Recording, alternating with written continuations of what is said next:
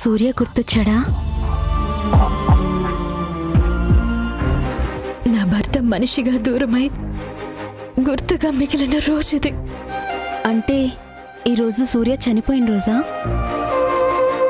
ఎన్నో కలల కన్నా జీవితం జ్ఞాపకంగా మారింది. ఊపిరి ఉన్నంతకాలం మర్చిపోలేనంత బాధని మిగిల్చింది. జిందగీ అంటే గట్లనే ఉంటది మేడం. యాదు పెట్టుకుంటే యాతనైతది, మర్చిపోతేనే బిందాస్గుంటది. దుర్గా, ప్రతి దాంట్లోనూ దూరిపోవడం కాదు. నీకసలేం అర్థమైందని నువ్విలా కొటేషన్లు చెప్తున్నావు? కొటేషన్లు చెప్పనీకి కథ మొత్తం తెలియనక్కర్లేదు. అవతలి వాళ్ళ ఫేస్ చూస్తే చాలు అందాజ్గా అన్నీ చెప్పేయచ్చు. మేడం, చాయ్ తాగుండ్రు మేడం. వద్దు దుర్గా, ఈరోజు నేనేం తినను తాగను. మేడము, కనిపించని దేవుడి కోసం ఉపాసం చేస్తే పర్వాలేదు గాని ఎప్పుడు మీ గుండెల్లో ఉండే మనిషి కోసం కడుపు మార్చుకొనుడు మంచిది కాదు మేడం. నాకేం వద్దు, నువ్వెళ్ళు. ఇగో దివ్య మేడము, గా ల్యాప్టాప్ మోసుకుంటూ గాటు ఇటు తిరుగుడు కాదు. నీ ఫ్రెండ్ని నవ్వించి నీకి ఏదైనా జోక్ చెప్పు. ఏం చేయాలో నాకు బాగా తెలుసు కానీ నువ్వెళ్ళి మీ అప్పల కొండకి బాదం పాలిచ్చుకో. నా మొగుడికి బాదం పాలు కాకపోతే బాదం హల్వా ఇచ్చుకుంటా. మొగుడికి వండు పెట్టిడు రాదు గాని ఒక్కట్లో సలహాలు ఇచ్చుడు మాత్రం మస్తుగొచ్చు. సంధ్య, గతాన్ని మర్చిపోమని చెప్పలేను కానీ ఇప్పుడు నువ్వు ఆకాష్ భార్యవి.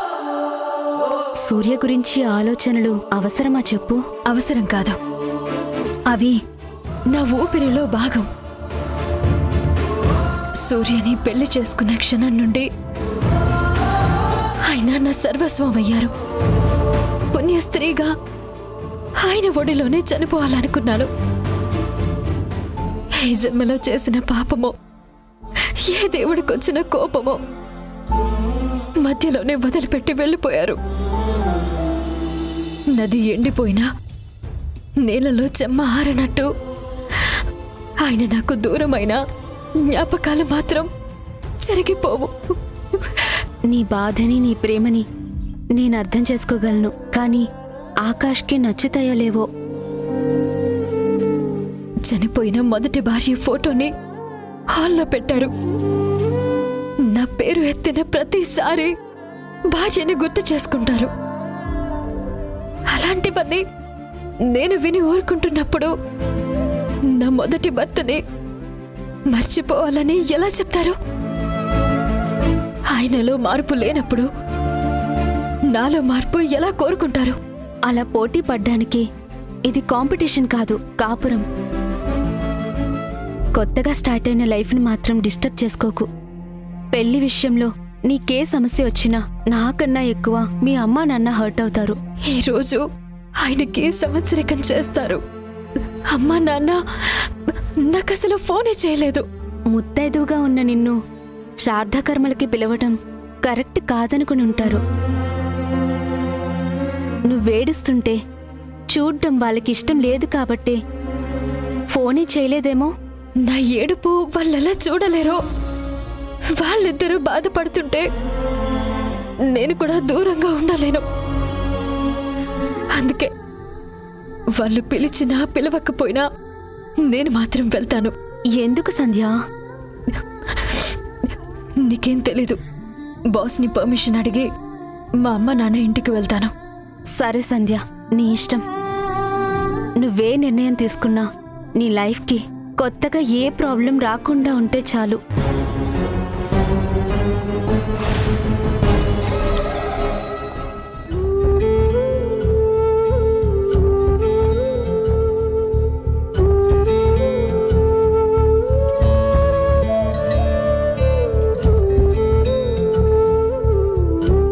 Good morning sir. చెప్పమ్మా సంధ్య. నాకు ఈరోజు లీవ్ కావాలి. ఈరోజా? ఏమ్మా సడన్గా ఏమైంది? మా అమ్మా నాన్న దగ్గరికి వెళ్ళాలి. అమ్మా నాన్న దగ్గరకా? అంతా ఓకే కదా? Okay sir. ఈరోజు నా మొదటి భర్త చనిపోయిన రోజు. ఇంట్లో శ్రాద్ధ కర్మ జరుగుతుంది. సరే వెళ్ళమ్మా. ఆఫీస్కి రాకుండా డైరెక్ట్గా అక్కడికే వెళ్ళి నాకు ఫోన్ చేయాల్సింది. అంటే వర్క్ చేయాలని వచ్చాను సార్, కాకపోతే మనసంతా ఏదోలా ఉంది, కాన్సంట్రేషన్ చేయలేకపోతున్నాను. అందుకే మీ పర్మిషన్ తీసుకుని వెళ్దామని. అమ్మ సంధ్య, ఈ ఆఫీసులో ఎవరు ఏం చేసినా క్వశ్చన్ వేస్తాను కానీ నిన్ను మాత్రం ఎప్పుడూ ఏదీ అడగను. నీ మీద అంత నమ్మకం అమ్మా నాకు. Okay sir, thank you.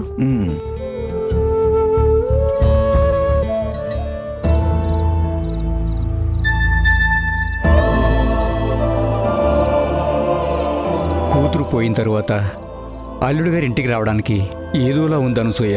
అయితే మీరు ఊరెళ్ళండి.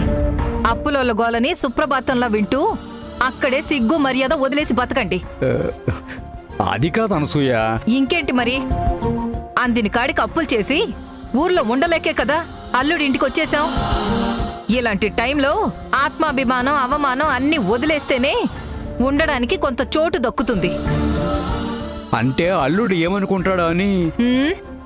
చనిపోయిన మన కూతురు మీద అతనుకున్న ప్రేమే మన ఆయుధం. దాన్ని ఆసరాగా చేసుకునే ఇక్కడే తిష్ట వేద్దాం. పదండి. పద.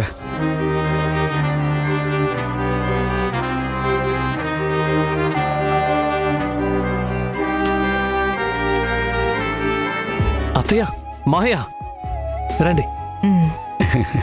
ఎలా ఉన్నారు అల్లుడు గారు? బాగున్నాను అత్తయ్య. చూస్తుంటే తినేయడం లేదా అనసూయ? మన అమ్మాయి ఉన్నప్పుడు కంటికి రెప్పలా చూసుకునేది. కూతురు పోయిన బాధ మనకెంత ఉందో అంతకు మించి అల్లుడు గారిని కొంగదీస్తుంది. అందుకే చూడు ఎలా చిక్కిపోయారు. అది నిజమేనండి. 2 శరీరాలు ఒకే ప్రాణంగా బతికారు. అమ్మాయి అల్లుణ్ణి చూసి ఊరంతా దిష్టి పెట్టేవాళ్ళు. ఏ పాడు కళ్ళు పడి మన అమ్మాయి ప్రాణం పోయిందో కానీ అప్పట్నుంచి మనము, మనతో పాటు అల్లుడు అనాథులుగా మిగిలిపోయాం. అత్తయ్య, నేను మీకు విషయం చెప్పాలి. నేను 2వ పెళ్లి చేసుకున్నాను.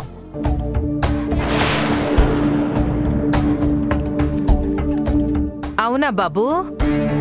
మాకు ఒక్క మాట కూడా చెప్పలేదే. కూతురుతోనే మా బంధుత్వాన్ని కూడా వదిలేసావా?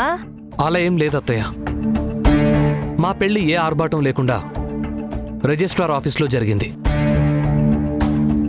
ఒక మంచి రోజు చూసి మేమిద్దరం మన ఇంటికి వచ్చి మీ ఆశీర్వాదం తీసుకోవాలి అనుకున్నాం. ఈలోపు మీరే వచ్చేశారు.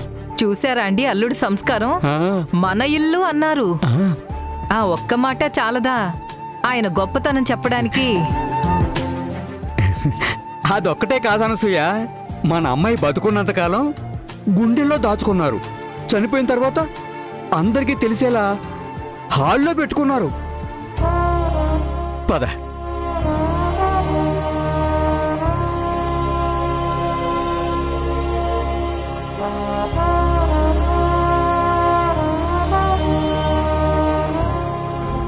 ఇలాంటి భర్తకి దూరం అయినందుకు నా కూతురు ఏ లోకంలో ఉన్నా చాలా బాధపడుతుంది. మీ అమ్మాయి ఎక్కడికి వెళ్ళలేదు అత్తయ్య.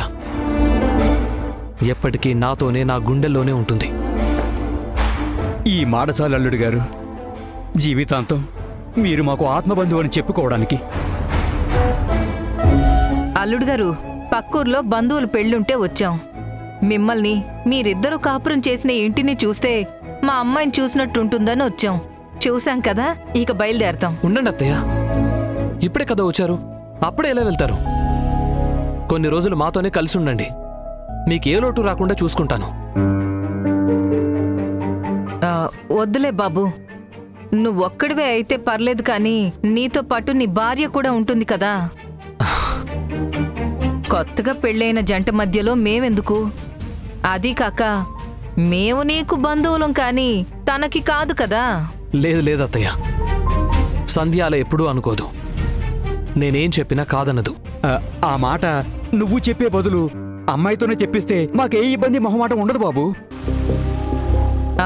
మీ మావయ్య చెప్పింది కూడా నిజమే బాబు. ఒకసారి అమ్మాయిని పిలవండి, మేం కూడా చూసినట్టుంటుంది. తను లేదత్తయ్య, ఆఫీస్కి వెళ్ళింది. ఏంటి? ఆఫీసా? అమ్మాయి ఉద్యోగం చేస్తుందా? అవునండి. అదేంటి బాబు, నీకు ఉద్యోగం చేయడం ఇష్టం ఉండదు కదా? మా సంధ్యనైతే పుట్టింటి కూడా పంపించకుండా ఇంటి పట్టునే ఉండమనేవాడు కదా. అందరూ మన అమ్మాయిలా ఎలా ఉంటారండి? అల్లుడు గారి మంచితనం మనకి తెలిసిందే కదా. ఆయన ఆత్మాభిమానం కన్నా ఎదుటి వాళ్ళ అభిప్రాయానికి విలువిస్తారు. ఎంత విలువిచ్చినా భర్త ఇష్టాలకి అమ్మాయి గౌరవం ఇవ్వాలి కదా. మన కూతురు పోయిన తర్వాత కూడా అల్లుడు గారు ఇష్టపడి పెళ్లి చేసుకున్నారంటే ఆయన మనసులో ఎంత ప్రేమ ఉంటుంది. అవునండి. ఆ ప్రేమను అర్థం చేసుకోకపోతే ఎలా? బాబు, నువ్వు తప్పుగా అనుకోకపోతే ఒక మాట చెప్పనా? నీ మొహంలో మా అమ్మాయిని పెళ్లి చేసుకున్నప్పుడు ఉన్నంత కళ, సంతోషం ఇప్పుడు లేవు బాబు. అలా ఏం లేదు మావయ్య, నేను బానే ఉన్నాను. నేను పెళ్లి చేసుకున్న అమ్మాయి పేరు కూడా సంధ్యనే. తనని ఇష్టపడి వాళ్ళ ఇంట్లో ఒప్పించి పెళ్లి చేసుకున్నాను. మంచిది బాబు. నువ్వు ఎక్కడున్నా ఎలా ఉన్నా సంతోషంగా ఉండాలని మేము కోరుకుంటాం.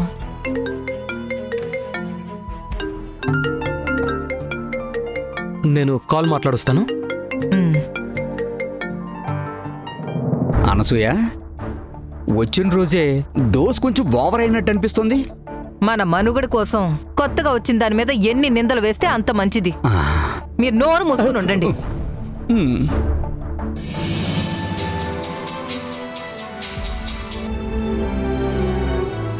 హలో సంధ్య, నీకు గుడ్ న్యూస్ చెప్పడానికి కాల్ చేశాను. మన ఇంటికి స్పెషల్ గెస్ట్లు వచ్చారు. స్పెషల్ గెస్ట్లా? అంటే మా అమ్మ నాన్న వచ్చారా? కరెక్ట్ సంధ్య, భలే గెస్ట్ చేశావు. వచ్చిన వాళ్ళు నీకు అమ్మ నాన్నే అవుతారు. అమ్మ నాన్న అవుతారా? అవును సంధ్య, నా సంధ్యకు అమ్మ నాన్న అంటే నీకు అమ్మ నాన్నే అవుతారు కదా. చాలా రోజుల తర్వాత మన ఇంటికి వచ్చారు. వాళ్లకు మర్యాదలు చేయడానికి నేను తప్ప ఇంకెవరూ లేరు. నువ్వు వెంటనే బయలుదేరి ఇంటికి వచ్చే సంధ్య. మామయ్యకి ఫోన్ చేస్తే నీకు ఇప్పుడే లీవ్ ఇవ్వమని చెప్తాను. నేను ఆల్రెడీ లీవ్ తీసుకున్నానండి. ఆల్రెడీ తీసుకున్నావా? ఎందుకు? మా అమ్మ నాన్న దగ్గరికి వెళ్ళడానికి. ఇప్పుడు అక్కడికి ఎందుకు? ప్రతిరోజు వెళ్ళడానికి అదేమైనా గుడా, లేకపోతే వాళ్ళేమైనా దేవతలా? అవును, వాళ్ళు నాకు దేవతలే. నేను వెళ్ళేది గుడికి. పెళ్లికి ముందే ఈ మాట నేను మీతో చెప్పాను. ఇప్పుడు మళ్ళీ రిపీట్ చేస్తున్నాను. నీతో ఆర్గ్యూ చేసే టైం, ఓపిక రెండూ నా దగ్గర లేవు. కాల్ కట్ చేసి తొందరగా రా. నేను రాలేను. నాకు మీ అత్త మామల కన్నా మా ఇంటికి వెళ్ళడమే ముఖ్యం.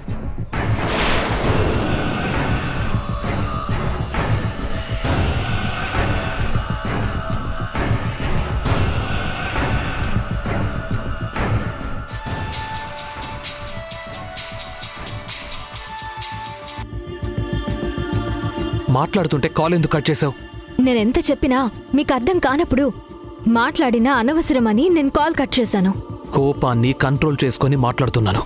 నన్ను రెచ్చగొట్టొద్దు. మా అత్త మామయ్య రాక ఇంటికొచ్చారు. నువ్వు వెంటనే ఇంటికి రా. వస్తానండి, నేను రాను అనడం లేదు కదా. కాకపోతే కొంచెం ఆలస్యం అవుతుంది.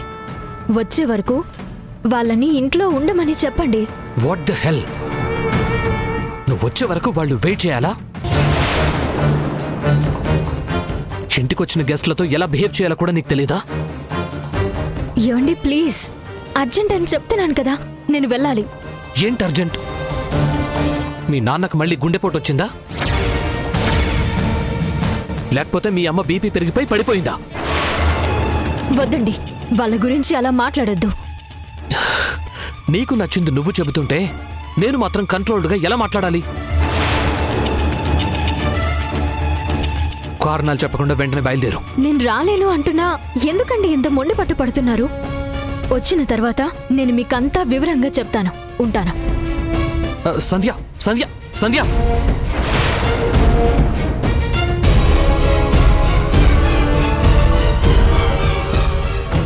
ఏమైంది అల్లుడు గారు? అమ్మాయి రానని చెప్పిందా? లేదు మావయ్య, ఆఫీస్లో ఏదో అర్జెంట్ మీటింగ్ ఉందట. లేటుగా వస్తానని చెప్పింది. మేం వచ్చామని చెప్పలేదా బాబు? చెప్పాను. అయినా రానని చెప్పిందా? అంతేలే బాబు, సంధ్య అని పేరు పెట్టుకున్నంత మాత్రాన మా అమ్మాయిలా ఉండాలనే ఉంది. కానీ ఏ మాటకు ఆ మాటే. ఈ పరిస్థితుల్లో నా కూతురున్నా, మీ కొత్త పెళ్ళం స్థానంలో మీరున్నా పరిగెత్తుకుని వచ్చేవాళ్ళు. అయిన వాళ్ళకి కాని వాళ్ళకి ఆ మాత్రం తేడా ఉంటుందిలే.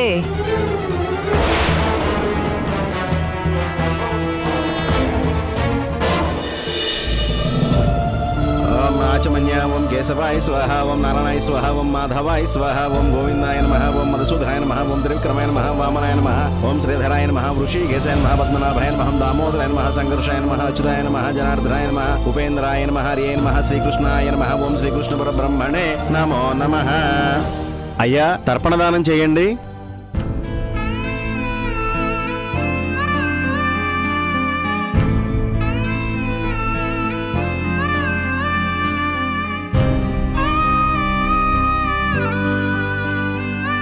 ఓం ఏషామిందుహృస్తామో హృదయస్థో జనార్దనః ఆపదామపహస్తారం దాతారం సర్వసంపదాం లోకాభిరామం శ్రీరామం భూయో భూయో నమామ్యహం.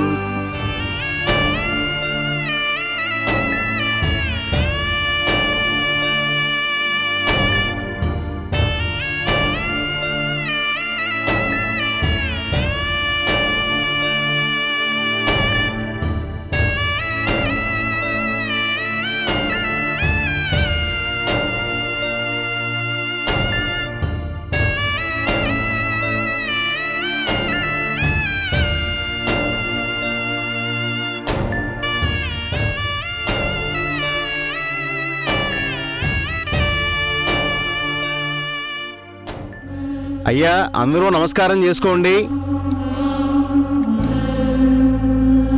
అయ్యా, చనిపోయిన మీ అబ్బాయి భార్యాపిల్లలు ఉంటే వాళ్ళని వచ్చి నమస్కారం చేసుకోమని చెప్పండి. నా కొడుక్కి నేను నా భార్య తప్ప వేరే ఎవ్వరూ లేరు పంతులు గారు. మీ అబ్బాయికి పెళ్ళయింది కదండి, ఆ అమ్మాయి ఇక్కడ ఉండడం లేదా? ఇక్కడే ఉన్నాను పంతులు గారు.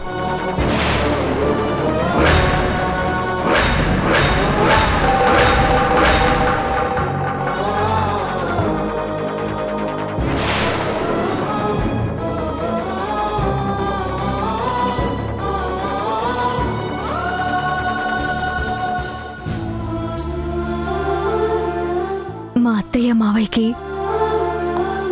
ఈరోజు నేను గుర్తుకు రాలేదు. కానీ సూర్య గారి భార్యగా బాధ్యతగా నేనే వచ్చాను.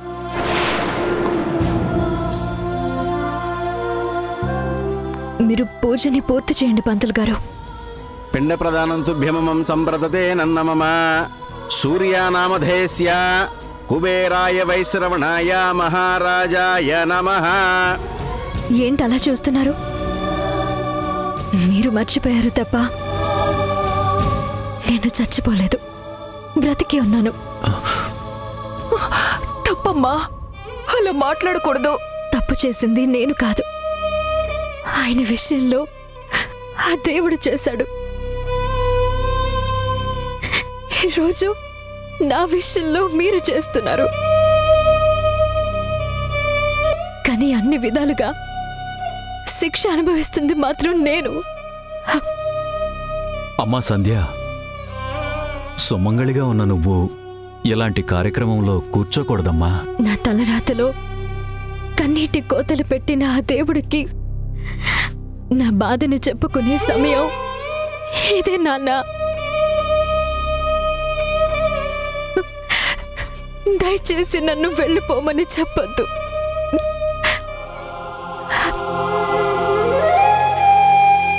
మూడు ముళ్లతో మొదలైన మన బంధం 3 నాళ్ల ముచ్చటగా మారిపోయింది. మీతో 7 అడుగులు నడిచిన నాకు ఏడుపే మిగిలింది. దేవుణ్ణి ప్రశ్నించే అవకాశం నాకు లేదు. మీరక్కడే ఉన్నారు కాబట్టి నా కన్నీటికి కారణం అడగండి.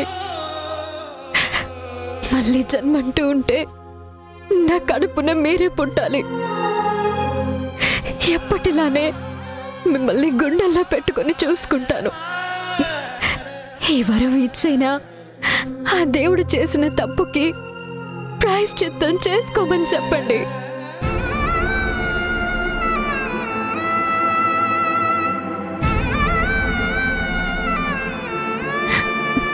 అమ్మ నాన్నల గురించి మీరేం ఆలోచించొద్దు. వాళ్ళకి నేనున్నాను, నేనుంటాను.